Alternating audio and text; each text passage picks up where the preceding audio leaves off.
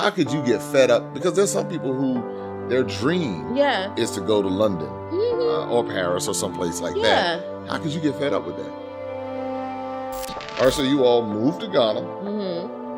What was that like? So how did moving here affect your marriage? I found that I was developing into this new person that I had no idea was inside me. I need that from a person. If you're not giving me that, And what are you willing to give?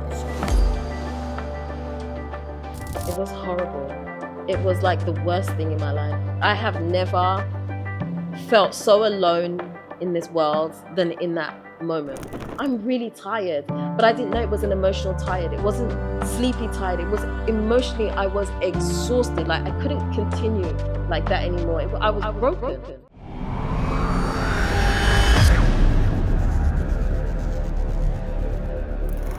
Special thanks to Abba Design, Fashion, and Luxe Beauty in East Legon, Accra, Ghana for being an official sponsor. Make sure you stop by Abba for all your trendy fashion needs, flawless manicures, pedicures, stunning hairstyles, beautiful braids, and so much more. Abba Design, Fashion, and Luxe Beauty, where style and beauty meet in perfect harmony. Hey, what's going on, everybody? Welcome to another edition of Maximum Impact with Jay Cameron, and where we bridge the gap between Africa and the African diaspora, and we have all kinds of conversations to gain perspective and understanding. I mean, it's just a really good time because you never know what you're going to get. And I can tell you today, you don't know what you're going to get. There's no script. We are just here kicking it. Now, let me tell you about this young lady right here. A couple of years ago, I was at this event called Global Citizen. Yes. And someone walked up to me and said, you know, I watch you and I really appreciate what you're doing. Thank you so much for what you do. And I'm like, thank you so much. And I was clueless. A couple of weeks later, maybe it was a couple of months later or so, we were at an event. And she said, you don't remember me? And I was like, your face is very familiar. Little did I realize the person who walked up to me was the natural Ghana girl. More to Dela herself, Miss Dela. And so ever since then, we've had a great time just kicking it and conversing about so many different topics. And her show has had an evolution over the past several years. And so we're going to talk about that. Who knows what we're going to talk about today.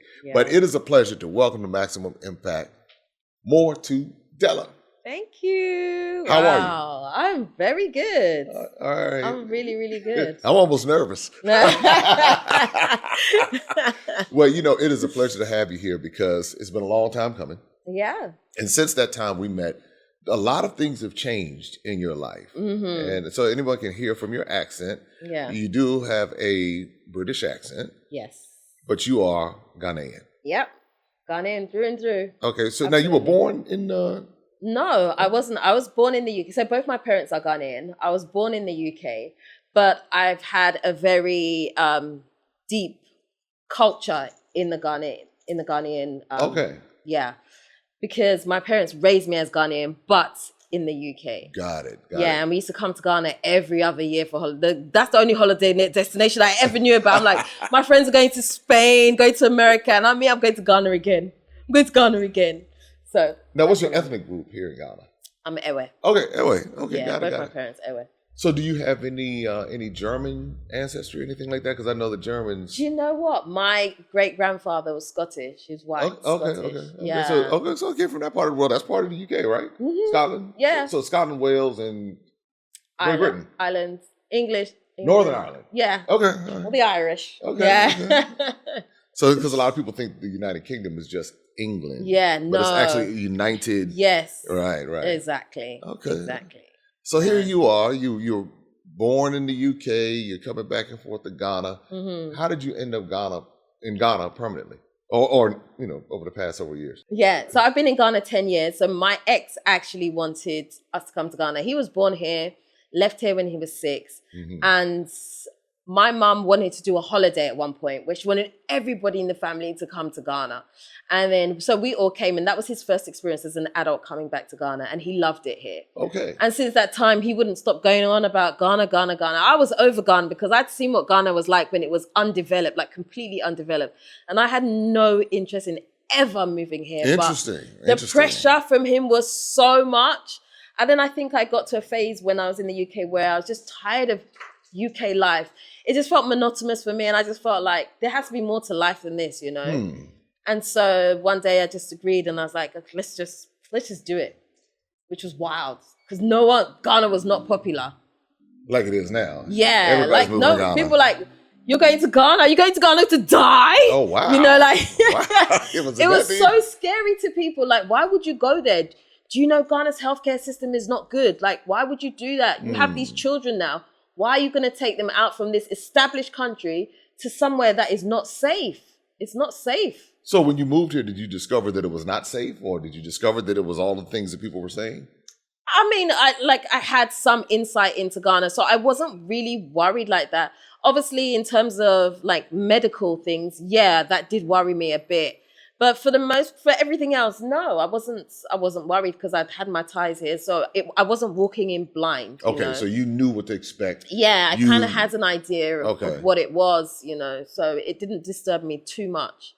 And I was fed up. I was at the point of being fed up as well. So I was like willing to take the risk. So how could you be fed up in some place like London? I mean, there's everything there. You got your black cabs, you have your Big Ben, you have Buckingham and Kensington and of course, you know, Brixton. I mean, how could you get fed up? Because there's some people who their dream is to go to London or Paris or someplace like that. How could you get fed up with that? Because it's a monotonous life. It's like you're in this rat race, Groundhog Day, where you just can never get off it. So I feel like Ghana offers you the opportunity to experience different things, whereas in the UK you can't. You're in this thing and you're constantly on this treadmill where you cannot stop. So you don't have time for anything apart from like work, looking after the children. You're at home. Like there's this cycle that just continues and continues and continues. So although to the outside it might look nice because you feel like, oh, well, you know, you got the pound, you're working the pound. But when you're also spending the pound, you ain't got the pound. Yeah, you spending it. It sounds U.S. Yeah, you ain't. You know it sounds very similar to the U.S. lifestyle for many. And what we do is we get in that rat race and we're just going. Exactly. And then life passes by. And then you're like, wait a minute. And you said there has to be more to life than what's going on in the UK. Exactly. And I just feel like there's this whole generation where they're like, oh, I'll go move back to Ghana when I'm retired. I'm like, well, by the time you get to your retirement age, how much of Ghana can you actually experience? How much of life are you actually going to live? Because Ghana can be good. And so I was just like, why'd you wait for that? Let's break them. I mean, I like to break rules anyway. So, we're going to talk about you breaking rules. We're going to talk about it.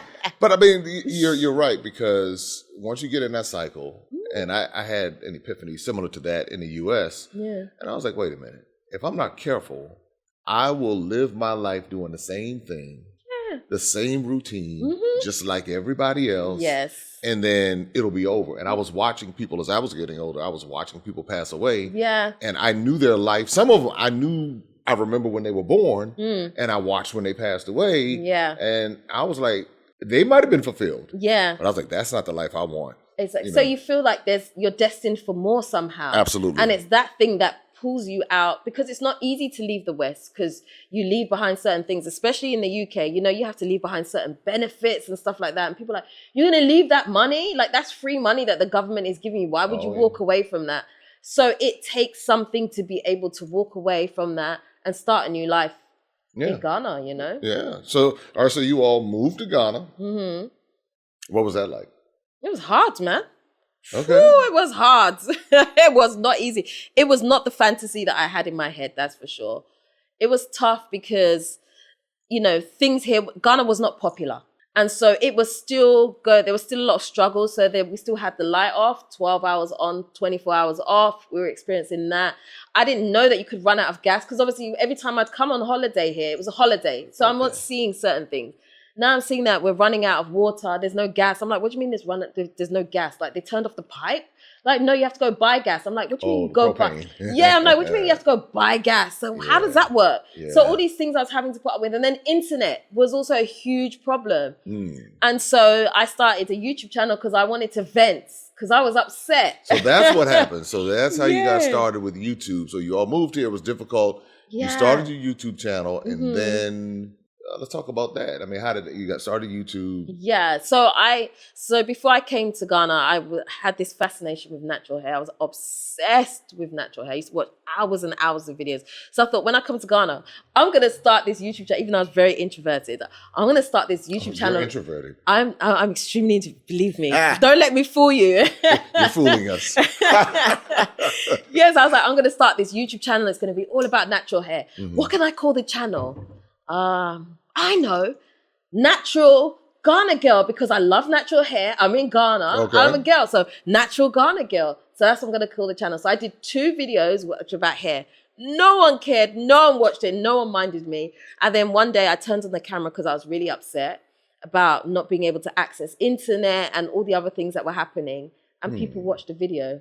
And that's how my channel started. It started with basically you venting. Yeah, a whole vent about what is this? And the rest was history. Yeah. So where did the channel go from there? I mean, okay, you vented, then, because we're talking about the evolution of Natural Ghana Girl to Dela. This is a very interesting story, and I want you to really pay attention because it's going to resonate with a lot of you. I know sometimes people are wondering, how do you go through life transitions? And you've had several life transitions since then, and now I guess you're kind of still in the transitional phase. Absolutely. So, okay, so you started the channel, and where do things go from there? Yeah, so I started the channel, and it was more like therapy for me, because I didn't have anybody that understood what I was going through, because I didn't really know anybody here that could relate to me like that. So really, I was just uploading videos every now and again to talk about certain things in Ghana. And after a while, I realized that people were latching on, because I didn't know that Ghana was now in the spotlight. So I didn't know that Ghana was becoming in the spotlight when I was here. I just wasn't aware of it. And so I just started to do these random videos where I talk about things like just basic things that I didn't know that people actually needed information on, because I'm Ghanaian already. So some of these things is just like normal to me. I don't feel like I'm sharing things that nobody else knows. Okay, I didn't see it like that, you know. And so it's funny, because Wadamaya was in China and he was watching my videos, and I didn't know the impacts that I was having. So I was doing these videos and people were asking questions, and I didn't know YouTube pays. I did not monetize yet. Yeah, I didn't even know. Like, that time, you didn't even have to wait to be monetized. It would happen automatically. I didn't know. Okay. I know all these things. I had access to all this stuff, but I just wasn't aware. And so it kind of started going on like that. And then so sometimes I'd go and people are like, Natural Ghana Girl, and I'm like, what? So it was just a weird world that was opening up to me, because like I said, I'm very introverted. So people that knew me in the UK were like, you're so different. How come you're able to be on camera like this? Because it's totally outside my character. Really? So I found that I was developing into this new person that I had no idea was inside me. Because you did what? It's something you did that helped you to to discover this new person. I think just because I was just here and I was outside of the place where everybody had an opinion about me, how I should be. And so I was able to almost start from scratch and invent myself as to whoever I wanted to be. And so I just opened up. It was easy for me to open up and not feel shy. Yeah, and just do these things. So the fact that people were even asking me questions meant that they respected something about what I was saying. And so it gave me like a little bit more of a boldness. So then I started to talk more, and I felt a bit more confident about who I was in Ghana.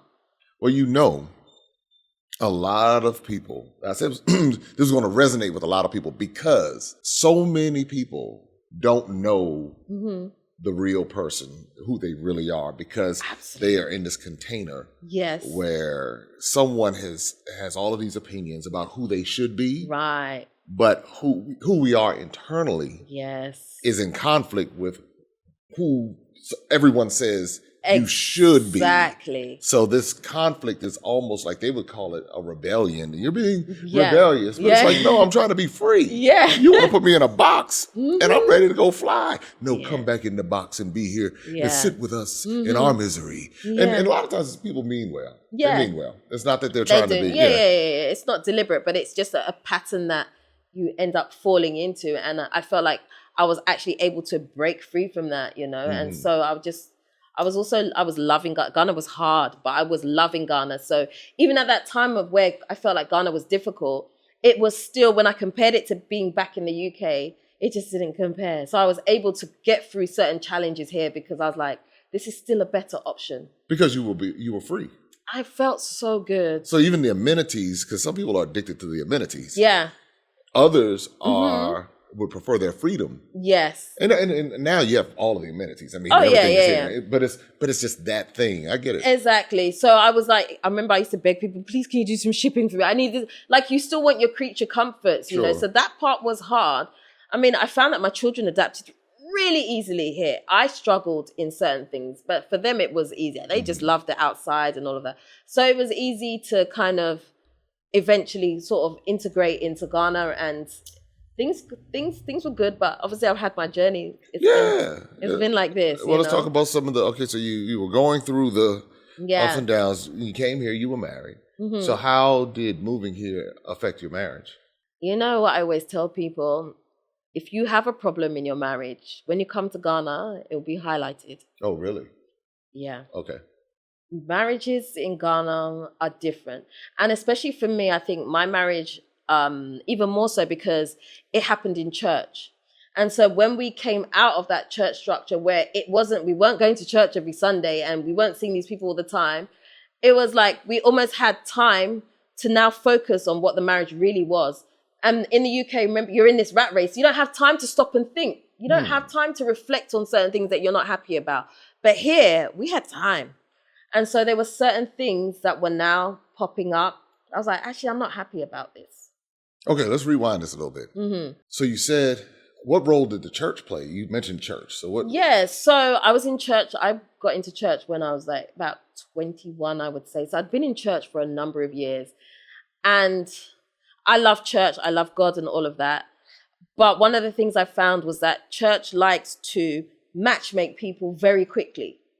Explain that.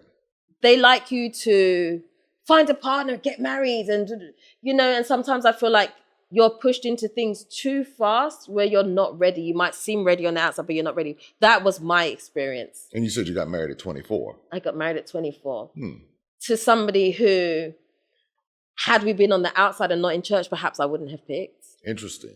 Yeah. Ooh. Yeah. Oh, this is about to get deep. Ooh, this is about, ooh. Yeah. Ooh, yeah, that's the truth of it. Okay, so because this is not the first time I've heard this. That's why I kind of circled back around to it. Yeah. Because I have seen the influence of environments similar to what you're talking about, where the influence, the culture is everybody's getting married. Yeah. This is what you should do.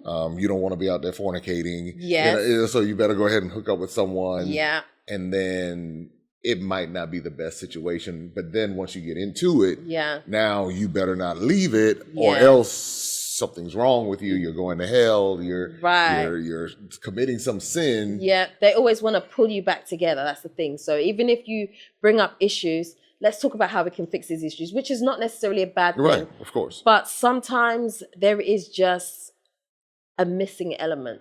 And I remember seeing a lot of people getting divorced in church. And I'm like, why are these young people getting divorced? I didn't understand it while I was in church.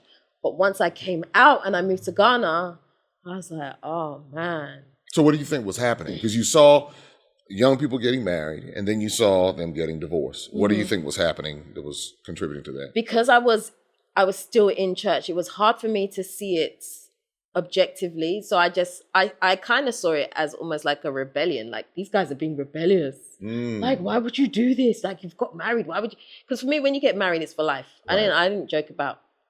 And so I was like, I felt like these people were being rebellious. So I was being completely judgmental. But when I came to Ghana, I was noticing things. And But I tried not to ponder on it because I feel like if you let your mind go in a certain way, it can consume you. And I didn't want to do that because I felt like I was married. This is the journey that we're taking. Let's go. But as the years went on, I was like, this was starting to like soul crush me. This is not for me. Well, what was happening? Well, you talked about when you got out of the church and you started seeing things. What did you start seeing? I started seeing that we were not aligned. I felt it's so hard for me to talk about these things sometimes, not because I don't want to, but because I don't want people to misunderstand what I'm saying. Okay. You know? So I realized when I came to Ghana that I had made myself very small to fit in with other people. And being in Ghana, now I was being highlighted because I'd become natural Ghana girl. And I was noticing that there were things in me that needed to be birthed. There were gifts that I had inside me. And when those gifts were trying to be birthed, it was making the other person feel uncomfortable in some respects. And so it was causing friction. Okay. And it was making it very difficult. And there were things that I was seeing that were not right. So I wrote a book. And so I talked about some of those things in the book where there was some emotional mistreatment and stuff like that. But, being in a Ghanaian society, that culture, they don't recognize that. Okay. And so when I was going through some of these things, it wasn't easy to come out and talk about because, what do you mean? But did he beat you? What's the problem? There's that kind of attitude about things. And so I tried to let's just stick at it. But I wasn't happy. And, there's only so long you can go on with not being happy internally. Sure. And so I just felt like Ghana highlighted it. And I've seen many marriages go through the same thing here. Everything seems fine when you're busy. But when you're not, you come to Ghana and you're not busy anymore, you notice things and your brain is able to ponder on those things that are not right anymore. That's interesting, and I say this because there are many people who are exactly where you are, whether they're in Ghana, whether they're in the UK, whether they're in Jamaica or the US, and they're in very unhappy situations. Yeah. But they're also in a culture that says your happiness does not matter. Yes. And you should here's a decision you made when you were 24 years old. Yeah. And you just better stick with it, be miserable. Forget your mental health. Yeah. Forget your physical health. Yeah. You fall apart, have a breakdown, health issues. These same people will not be the ones to come back and do anything to try to help you. Then they'll try to say, oh, you got a demon or something. They'll try to say something about you. So I've heard a lot of things. Yes, exactly. So it's pretty much that. But what I didn't realize was happening to me is that because I was outside of that culture now, I was gaining strength and I was becoming stronger in who I was and really beginning to understand who I was as a person. Okay. And so I got the strength to break free from what they were saying. So when I first announced that I can't do this anymore, I cannot be with this person, they tried to come in and be like, you guys need to work at it. And then I put my foot down and I was like, no. Because I knew where we were at and I knew this was not going to change. This was not something that had just happened. This wasn't an issue that therapy could fix. Oh, really? Now, because some people will tell you, sit down and... No. You were done. No, yeah, I was done years ago, but I didn't have the guts to come out and say it. Okay, right there. You were done years ago. Yes. But you didn't have the guts to come out and say it. Why? Yes. Because I was scared of the judgment. I was scared of family, friends, what they would say about me. And then obviously I have children. Like, how do I navigate this? I don't know who I'm going to rely on because I didn't really have a huge circle of friends because most of my friends were in church, so they see things one way. Kind of like how you used to see things. Exactly. The way you were looking at the other people. Exactly. Now the people judgment. are looking at you like... Right. Exactly. So who do I talk to about this? So I knew that if I'm going to take this journey, I'm going to do it on my own. So I need to have the strength to be able to do that. And that was hard. What were some of those difficult when you finally made the decision? Because clearly the discomfort was stronger than the comfort of staying in the situation. So the pain of staying in the situation overrode the pain of being rejected and being criticized and judged. So what was that like when you first announced you were going in a different direction? When we come back, the conversation continues. But first, a special message from one of our sponsors.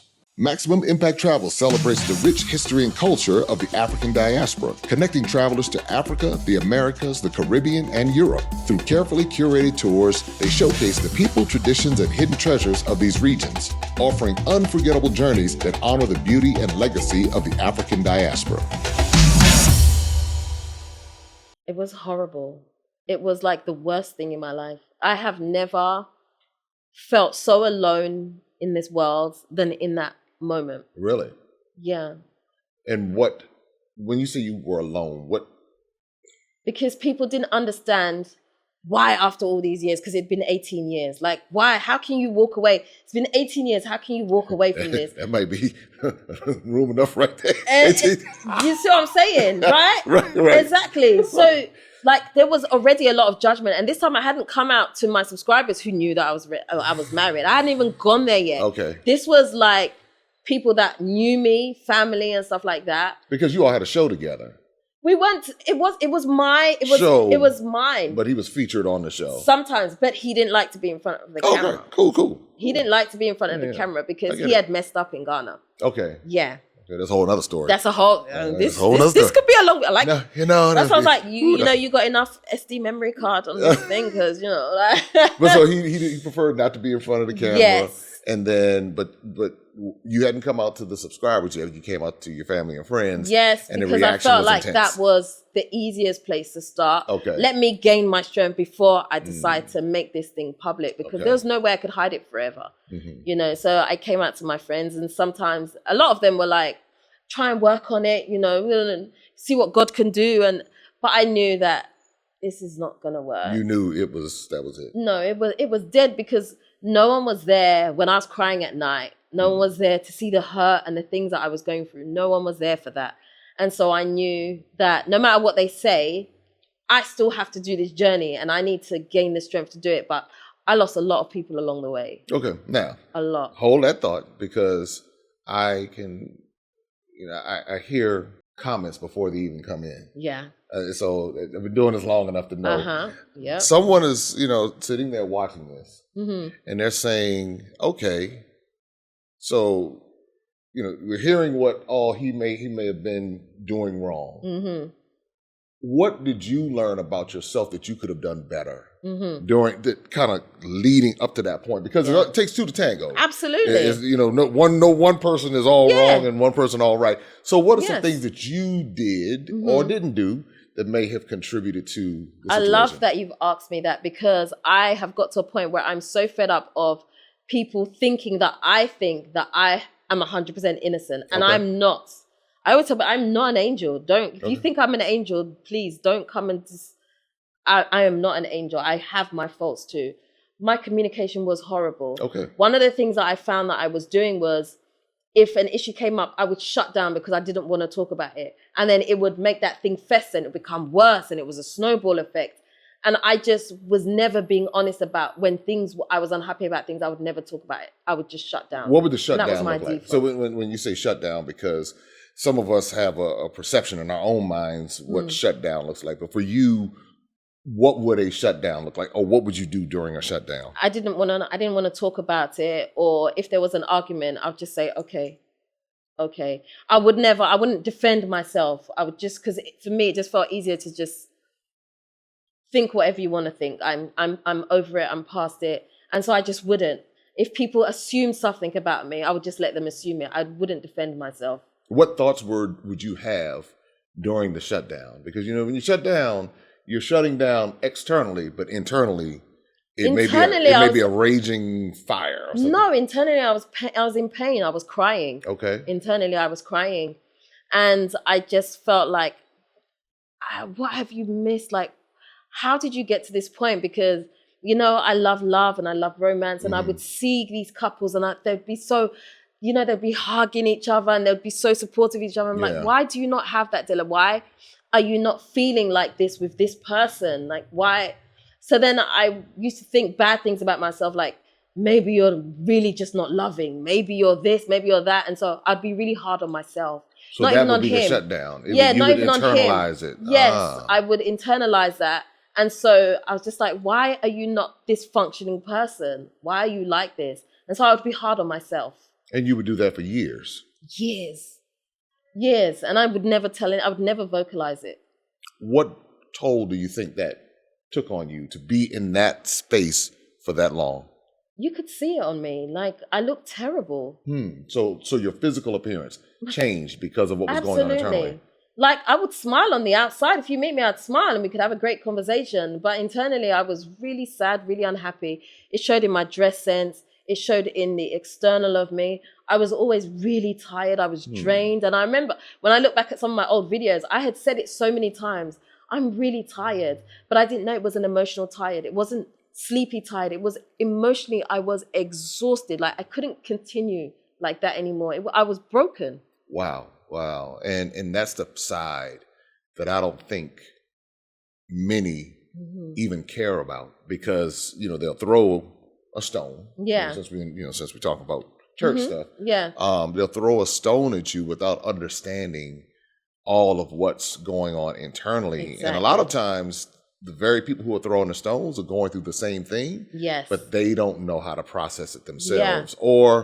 Or they're, maybe they were raised a different way, or maybe their lens is different, so they want you to see the world through their lens, and they lack empathy. Yes. But then if there's silence, many of our cultures have trained us to be silent and to just kind of suck it up. Hey, you know what? Exactly. Stop pouting, don't say anything, and just kind of keep moving forward. Yeah. And as long as you appear to be in a happy situation or a stable situation, then it's all good. And unfortunately, I believe that leads a lot of people to early graves, or some of these wild situations we see. Exactly that. So I feel like I was aging. I was aging really fast. I was starting to go grey really quickly. Oh, wow. And I kept saying, like, why am I going grey so fast all of a sudden? Because the pressure on me was too much. And then I had pressure where people were now starting to also look up to us as a couple, because it had been 18 years. Like, we had broken the mold.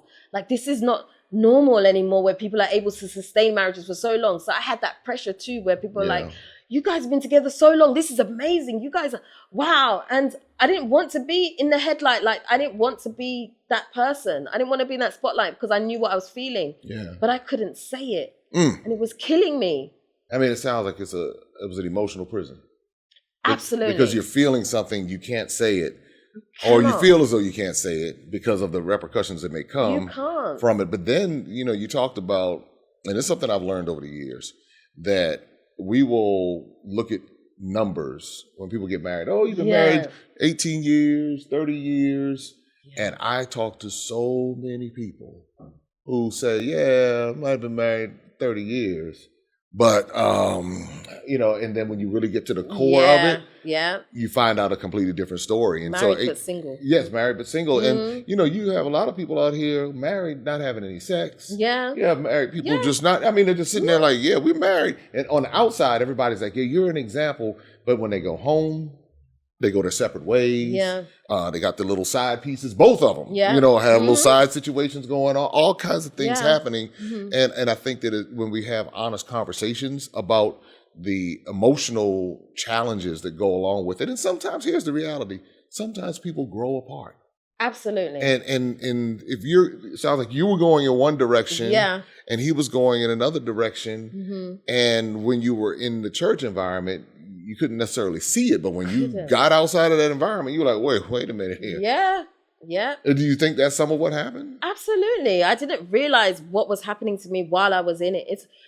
I felt most of the trauma when I came out, because then someone turned on the light in the room and I was like, oh my gosh, how did I get here? What have I done?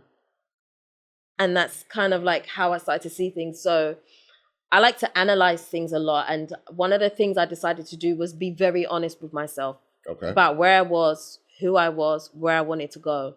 And that was a really painful journey to take. And, obviously I was still doing YouTube. So at some point, people were like, I haven't seen him for a long time. Where is he?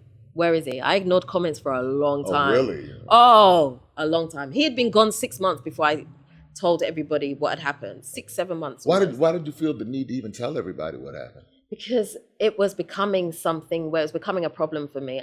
Initially I hadn't set out to tell anybody anything because it was private, and I was still, my And emotions it's your were business, still, right? yeah, and I was Right. still emotionally very vulnerable. Okay. Like I was breaking down outside in the street sometimes. Mm. You know, I would go out and I'd wear a cap and put it as low as possible, but people would still recognize me. And sometimes I wanted to cry and I was on the verge of crying, but people were bumping into me, and it was becoming a lot. But the comment section was, where is he? What's happened? Something has happened. And then I was starting to be accused of certain things. Okay. People were like, what have you done? Oh, and wow. Yeah, They like, went in like that. yeah. And so one person would comment, and then it would become a train of comments. And then people were speculating, and they were getting it completely wrong. And then I was like, I have to address this. I can't hide it anymore. I have to talk about this. And so I did the video. Oh, okay. And that was the video. The Now, breakup video. Are you glad that you did the video, or do you wish you wouldn't have done the video? I'm very glad I did the video. And so what did that do for you when you did the video? Initially, it broke me. Okay. Because people came for me in ways I did not expect. What are some ways they came for you? You had such a good man. How could you do this? It's because of the people you're hanging around with. You shouldn't be talking to single people as a married person. He's built this amazing house for you. You've kicked him out. I know you've gone and got another man. Woo. You're a terrible woman. It's women like you that are giving all the rest of the women a bad name. Like, I had all this judgment. Like, and remember, my scar is still open. Yeah. I'm still having to reevaluate my whole life and like what I'm doing. I don't even know who I am anymore.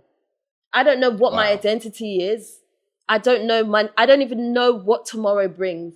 And now these people, I've opened up this thing, and these people are coming for me, and they're making all types of assumptions that are wrong. And it just put the knife in even more. But it sounds like, because you say you don't regret going public with it. No. With all of that, why don't you regret exposing your life to the world like that? Because I realized, I told you I'd like to analyze myself a Sure. lot. So I realized that the more these people were coming for me, I was doing something I'd never done before, which was I was fighting back. And so in fighting back, I was able to gain some strength. Okay. And I realized that the new version of me was being born. Out of all of that pain. Out of all of that pain. So usually if there's a trauma or something happens to you, you go one of two ways. You'll either completely break down, it'll be a breakdown, or you'll rise up. And I found that I was starting to rise up. And I was beginning to speak up for myself and say, no, what you're saying isn't right. And then somehow along the line, I was becoming this spokesperson for all the other people that couldn't speak. And that's the journey that I was starting to take. And so even though these people were coming for me, I was coming back, and I decided to speak about it more. Oh, wow.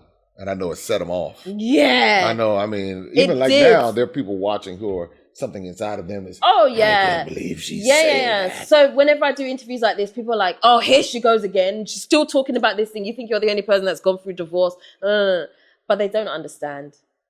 The reason that I talk about it so much is not just for me. I'm just using myself as an example. Okay. I'm trying to free all these people that are still where I was. And there are a lot of people. If you see the number of emails that I get, I can imagine, where people are stuck and don't know how to break out of what they're in. And it's a problem. It is a huge problem, especially being here in Africa.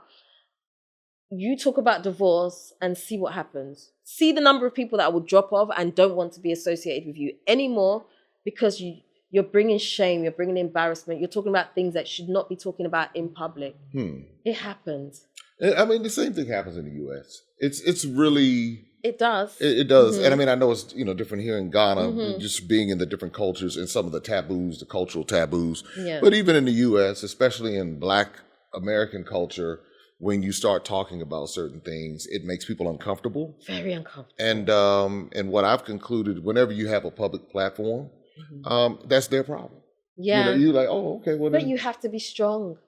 So that's what it sounds like you gained out of this, though. You were fragile. Yeah. And it's not that you ever lose your fragility, but you were fragile at one point, but then you understood that you needed to change your environment. And maybe you didn't understand it. You just, you thought you were changing it for one reason, but you needed to come here to really discover yourself. Yeah, and I did. I really discovered who I was as a person.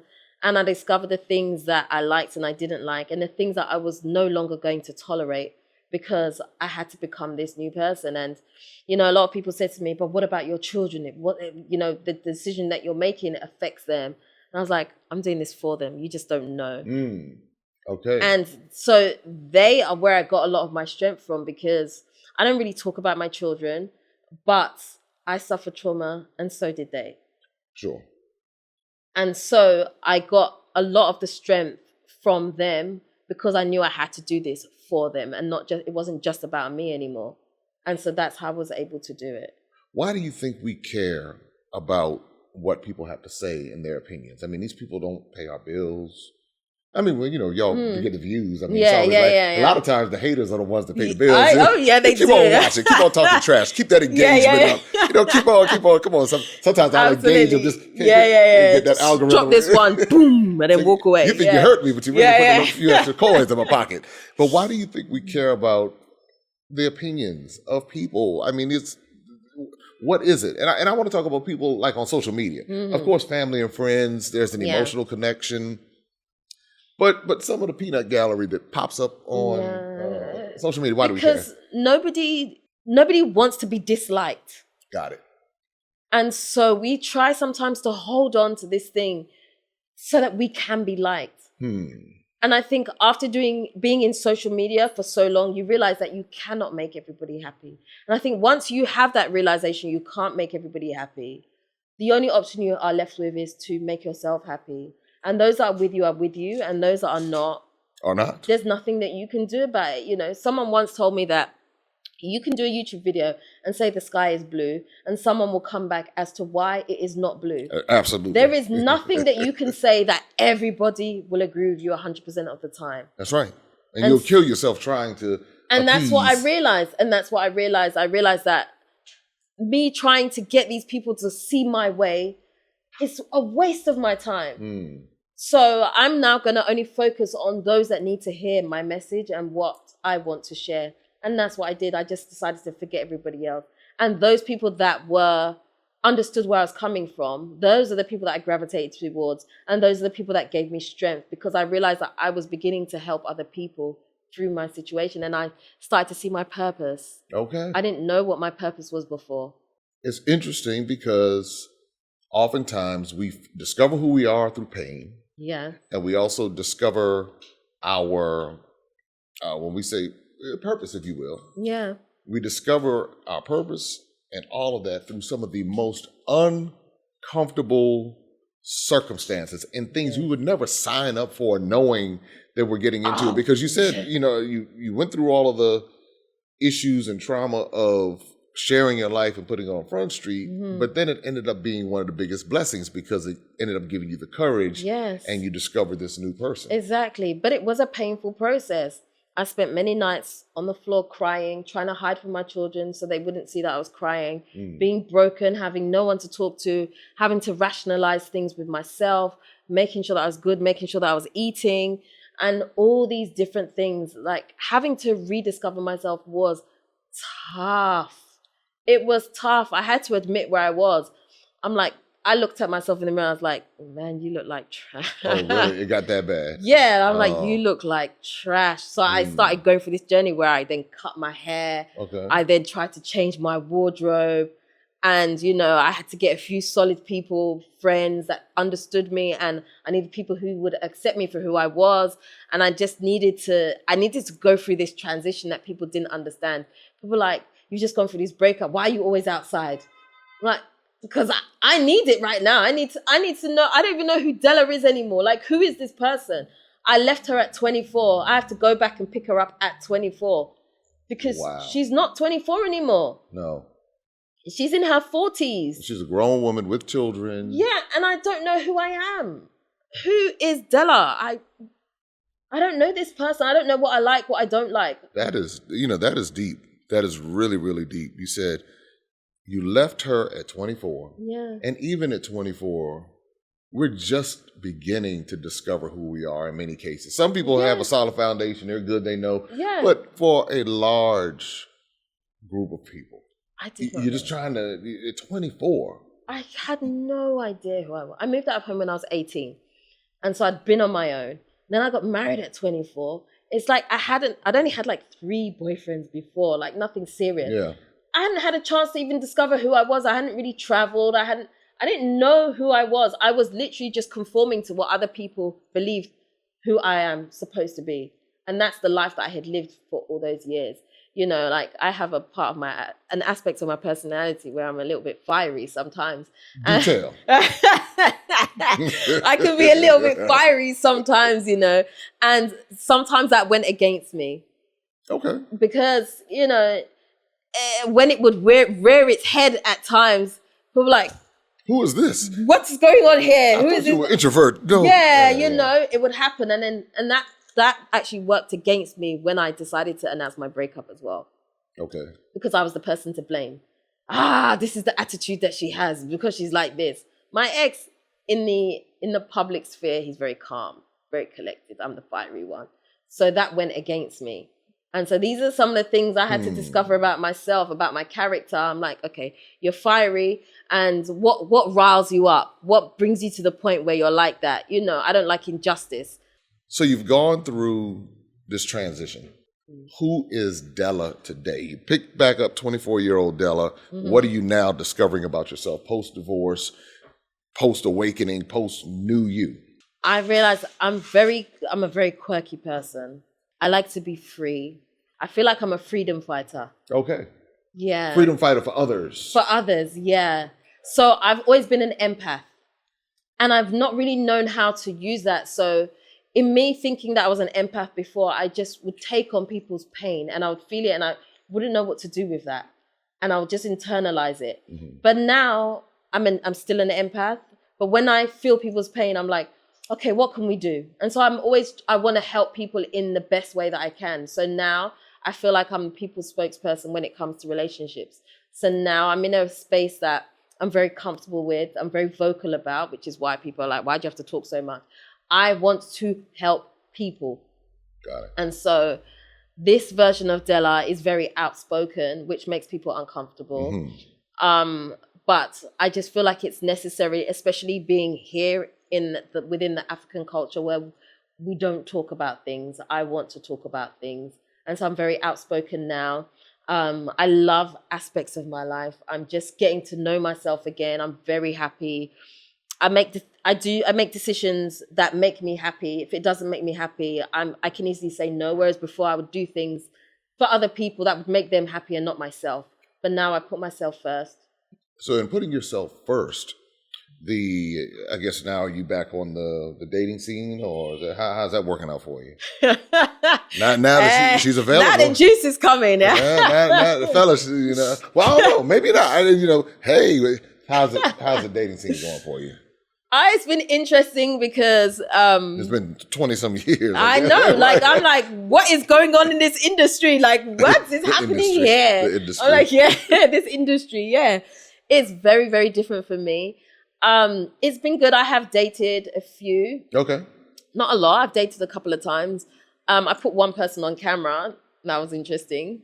I knew that wasn't kind of going to go the way it was supposed to go. Oh, you put someone on camera that you were dating? Yeah, I did. So how do you feel about putting that aspect of your life in front? Because you did this before, mm-hmm. as far as with your marriage. Yeah. So now when it comes to dating, is that something you want out there, or is it something you feel you want to be more discretionary with? I made peace with the fact that my life has become a video diary. Okay. And so I just take people through the journey. This is it. So I decided, one of the things about me is I decided that I wanted to be authentic. Okay. I'm fed up of people pretending that life is perfect. Sure. And everything is always up in life. No. You can see my roller coaster. Watch it. Go back, watch my videos. And see it up and down. Yeah, and see the up and down, because this is real life. I want to be authentic and I don't want to lie to anybody. So when I go through these things, I'm happy to share them with people. And although it might be like, because people are like, keep it off camera. I'm like, but this is what I'm going, this is the current phase that I'm at. And so, although I don't put everything on camera, there's some things that I will share if I feel like Got it. I'm strong enough to handle this. Let's put it on camera. And so I do. Do you feel that's part of your therapy? Absolutely. It's great for me. It makes me stronger, because all these adversities that I come up against makes me stronger. So I put it up there. Because some people think that the only form of therapy is if you go and you sit down and you pay someone, No. $200 an Yeah. hour, $80 an hour, No. and then that is clinical therapy. But I know what I've discovered just in life.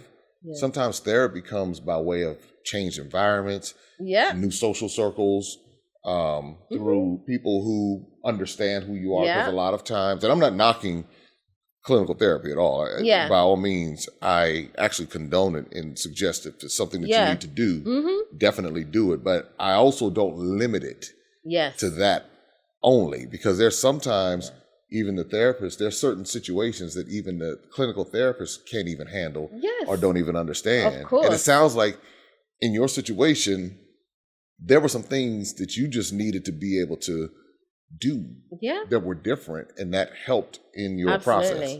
Writing the book was huge therapy for me. It never even started out as a book. It started out as a journal for me to just offload some of my thoughts, and then it turned to the book. So these little things I was doing was actually helping me. So when it comes to dating, I was like, hey, I'm just gonna put it out there. Let's see what happens, So I have tried my hand at dating, and it's been interesting. It's been an interesting journey.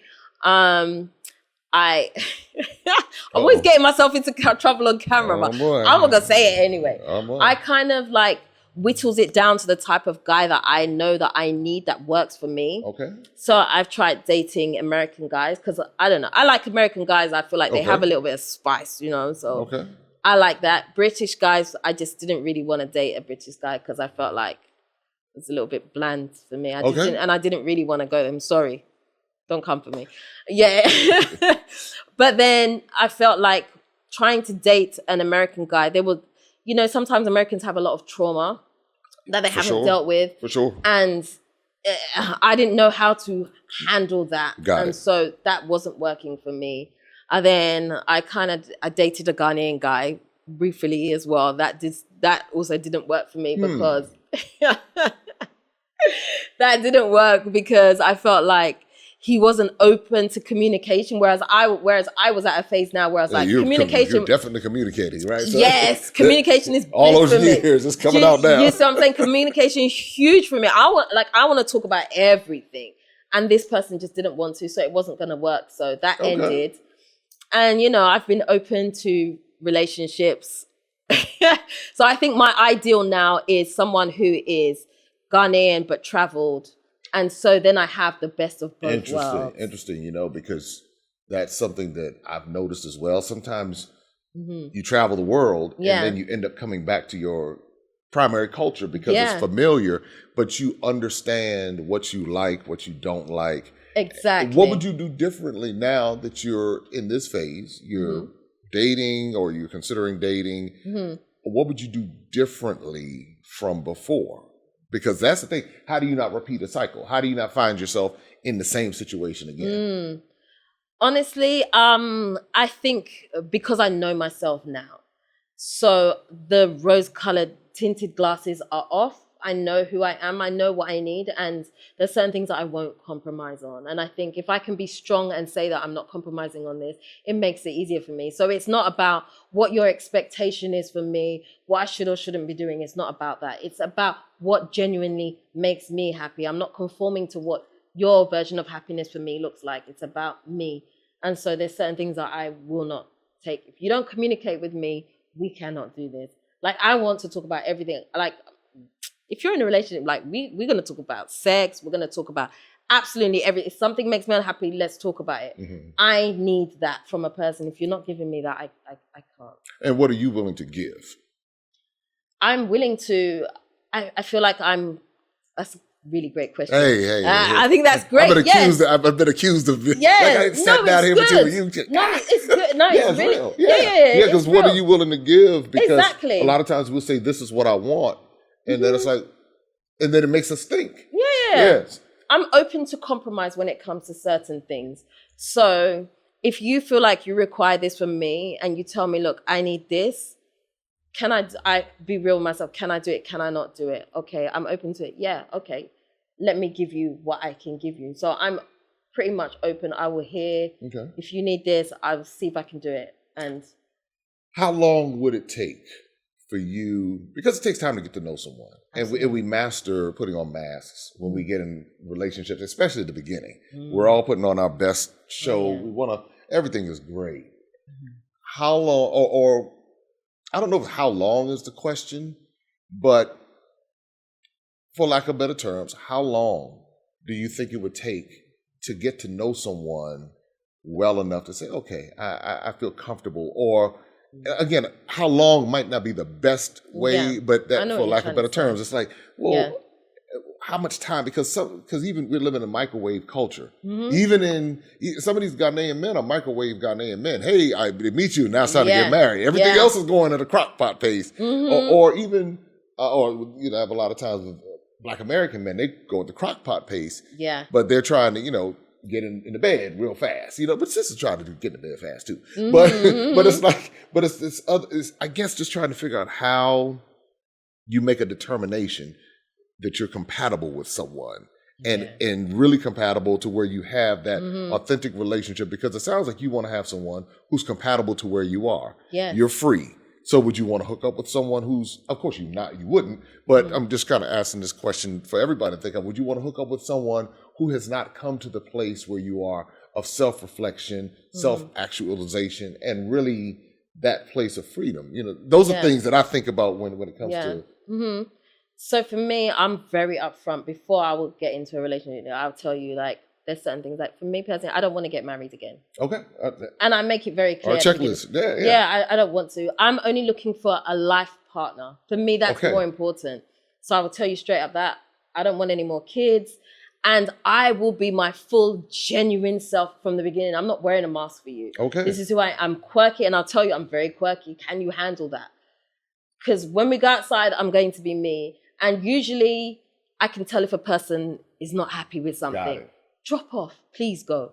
I'm not wasting time. I'm not wasting time at all.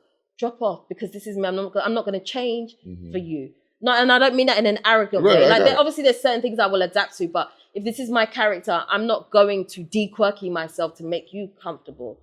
So, if we go out, I can party by myself. So, we go out, I'm going to be over there dancing. You guys can sit down and have your conversation. That's me. Are you okay with that? Some people might find that uncomfortable. But that's because you've come to a point in your life where you're comfortable with yourself. Yes. And so many people are not. Yes. Or they are so desperate to be in a relationship or to be accepted by someone that they will take shrinking themselves to not even let someone else shine, but shrinking themselves to be in something, to shrink and be with a person. And it's not that person's bad. It's just that perhaps we will, and this is across the board, we will alter who we are in order to, that's a mistake, compromise or settle, that may be a better word, settle for a situation, maybe just for companionship. Because maybe we don't see that there could be someone else out there. Maybe we're just kind of like, you know what, I'm just going to settle for this because I don't see anything. Then you'll forever be settling. A lot of people are settling. But that's not true happiness then, is it? If you're going to settle. A lot of people are not happy because they are settling because they have not taken the time to get to know themselves. Yeah. And I understand it because it's scary because even from my perspective, even, people are looking at me like, oh my gosh, you're like this divorced woman. You got 4 kids. You're in your 40s. You're divorced. Yeah, who's gonna want you? Who's gonna want you? Damaged goods. Yeah. There's no man. I've had so many people tell me, there's no man that is gonna want you at your stage. You should settle. I'm like, I'm not going to. Why should I compromise? I've settled for 18 years. I'm not willing to do that anymore. And so you have to be strong in what you want. And you have to be honest with the person that's coming to you. This is what I want from you, and this is what, it goes both ways.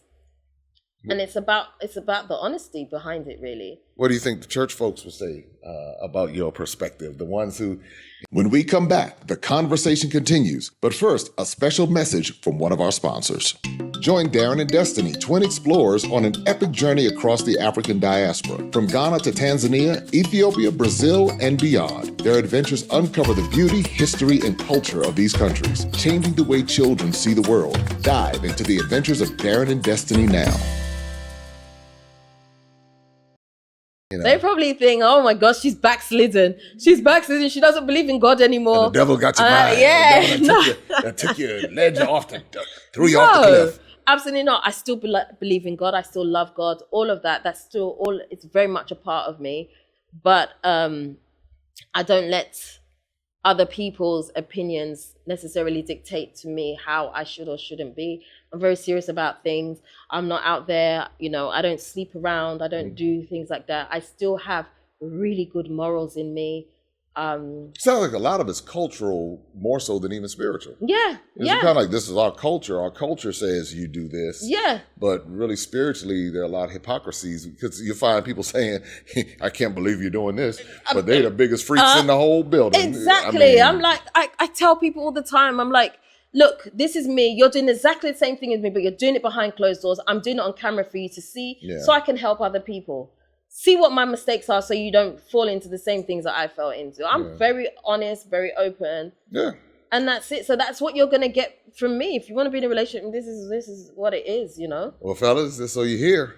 So you got to have your stuff together.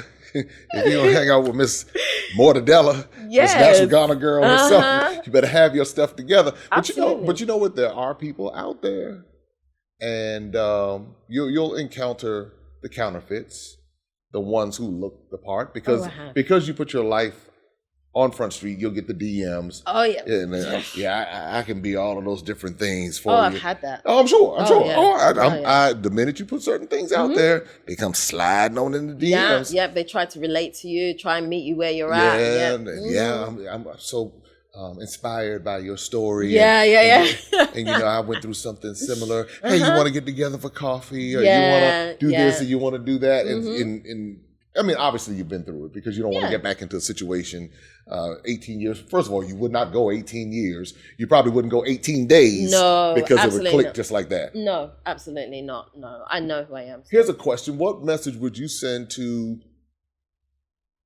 24-year-old Dela?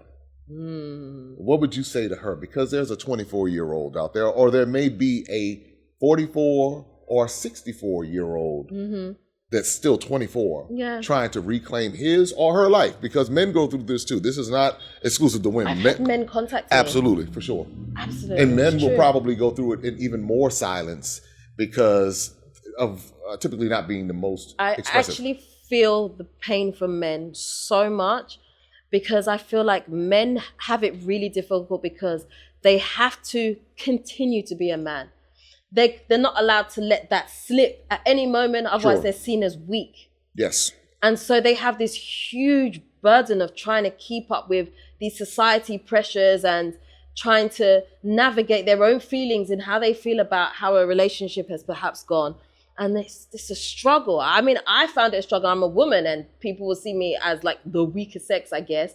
But, they will allow certain things from me. But as a man, you're not allowed to do certain things. Oh, you dare. A man better not get on camera crying and talking about do you see what I mean? His life and all that. Oh, no, you cannot. Then you'll get all kind of comments. And you see. Calling them names. And right. I feel the pain for men because they cannot come out and say what they want to say. And that's one of the reasons why men suffer with their health. Yeah. Because they're internalizing so many different things. And they're, it's kind of like when I was on the rat race doing the whole thing, and I said, if I'm not careful, I'm going to end up an old man doing the same thing, watching football every Sunday, watching basketball, having the same conversations, having dreams, but because I'm in a culture that is in a box, then I'm going to end up staying in this box for my entire life. And so when I decided I was going to get out of the box, all the little comments, I can't believe, why are you going to Africa? I can't believe you're doing that. What are you talking about? You're doing the things that white people do. I heard all of that. And I said, well, you know what? It's my life. And so I can relate to the courage that it takes. But then I started getting men reaching out to me. And then when we started doing the tours, men started coming on the tours. Men were like, I want to live. I don't want to just do the same thing. I don't want to take the hours of my life and the days of my life to go and make somebody else wealthy while they travel the world, and I sit here and just pay bills. So to your point about men needing to hear this as well. What you do is you find your audience. Yeah. And then even the naysayers, I tell people, just live long enough. You might criticize today, but your day is coming. Absolutely. Your day is coming Yeah. when you're going to get your whipping. Yeah. And it's going to be the whipping. You're going to be like, I shouldn't have been talking about Dela like that. And you'll be like, wow. When your day comes and you have to make a decision in a relationship and you shouldn't do X, Y, Z, and the pain gets to be enough. And then you say, I understand. And reach out to her and apologize. And say, you know what? I need to apologize to you because I judged you, but here I am going through the exact same thing. Yeah. And that's the deal. So I applaud your courage and I applaud everything that you've been doing. I know that you are navigating this space, obviously being a single mom now of 4. Yeah, 4. 1, 2, 3, 4. Right. So being a single mom of 4, being still in Ghana, and figuring it out. And that takes a lot of courage still to this day. It does. So as we get ready to wrap this up, are there any words that you want to encourage those who are watching with? Because I'm sure they have questions, and of course we let them know where you can find Dela. Of course, her YouTube channel, even more to Dela. Yeah. So, but anything that you want to share with everyone? Yeah. So I want to answer your question. You said to me, what advice would I give to my 24-year-old self? I would say to her to just be daring, not to look at not to conform to what other people think of you, and really go with your gut, because your gut is the truth teller. It will tell you everything that you need to know. And don't be afraid to mess up at 24. Because oftentimes we're so scared of messing up that we never really look and find ourselves properly because we don't want to mess up. But in your 20s is when you should mess up. You better get it out the way. Mess up, blow that money, let it just start again, because there is no risk in there. Like, you have so many safety nets at that point. But the older you get, it's harder to do. If I mess up at this age, it's a problem. It impacts stuff. But at 24, my 24-year-old self, who even remembers? I mean, when I was 24, where was social media? You didn't know what I did at 24, you know? Very true. Yeah, so like, just take a chance. Just do what you got to do. If you want to start a business, start a business. If it fails, it fails. Doesn't matter. Do the things that make you happy. Live. Absolutely live. Do not conform to what other people think, because one thing I realize is that none of us know what we're doing. There's, when you're younger, you always look up to people who are older and you think they've got it all together. This person knows what they're doing. And then as you get older, you're like, hold on. This person had no clue. And were jacked all the way up. All the way. They were making a botch of we everything. put them up here. Yes. So wait a minute. Like what? You see it. You see it. But you see it when you're older and you're like, man, if I had realized that. Mess up now when you're young. Mess up. Do all the messing up now. Yeah, mess it up and clean it up. Yeah. Mess it up and clean it up. Yes. We're all figuring out life. We're all figuring out. None of us know. So do what you've got to do. That's why a lot of us, our children become our parents. And we see that we become our parents, our children's parent. Wait a minute, our parents' parent. That's what ends up happening. And then you find out the people that we idolize and we place on pedestals, they were just as flawed, just as dysfunctional. And they may have been the ones who were throwing boulders at us. Yeah. And they're saying, you shouldn't do X, Y, Z. But then when you find out their story, you find out the traumas, the abuses that they've been through, and you get that backside of the story. Yeah. You say, Exactly. But also understanding that. So it's like 24-year-old Dela, to understand that, hey, even the adults, even the grandparents, even the aunties and uncles, they have stories. And oftentimes they won't tell the real deal. They do not. And I really think that's such a disservice. And I think that's another reason why I'm so loud as well. Because we waste so much time, like not sharing knowledge. Like, why are we not talking about some of these things so people don't have to repeat the same mistakes as us? You mess up, okay, tell me how you messed up. What happened? So I don't do the same thing that you did. Like, let's get, especially as Black people, let's help each other out. Let's give the next person a head start by just sharing our story. That doesn't mean I'm going to judge you for what you did. Oh, you did that? Oh, okay, I'll make sure I don't do But I'm going to tell you why we don't. Why? Because we're afraid to be judged. So the parents are afraid to be judged. If we knew some of the things that they did, some of our parents were straight up freaky. Yeah. They were out here getting Yeah. It was going down. Yeah. Some of us came out of those situations. Yes. Yeah. Some of us don't know who our mamas and daddies are. Yeah. Well, maybe our mamas. Yeah. But some of us don't know who our daddies are because our mamas were out here, getting it in. Yeah. And so then they look at us. That's why they'll be, you better not be out there getting it in and being all wild. And they say, well, why are you so adamant about this? And then you find out the cousin is really your brother. Right. And grandmama raised this person over here. Crazy. And then you go back a generation, you find out this person is really the brother and the sister are actually the parents of this person. And you find out some wild stories. Yes. So they don't tell us this because they're afraid of being judged, but then that fear of judgment gets passed down to us. So now we become silent and then we pass the dysfunction on to our children. Yeah. And so what you're doing is so important because all of that, you're breaking a cycle. Absolutely. And your children will grow up and say, thank you for breaking the cycle because they'll be free to be able to say, hey, this is what I'm dealing with. Yeah. And, and if they have a great relationship with their dad or whatever scenario is, they're not having to be in a situation like what many of us grew up in with all the silence and then hypocrisy. Not allowed to talk. Yeah. So it's powerful. What you're doing is really powerful.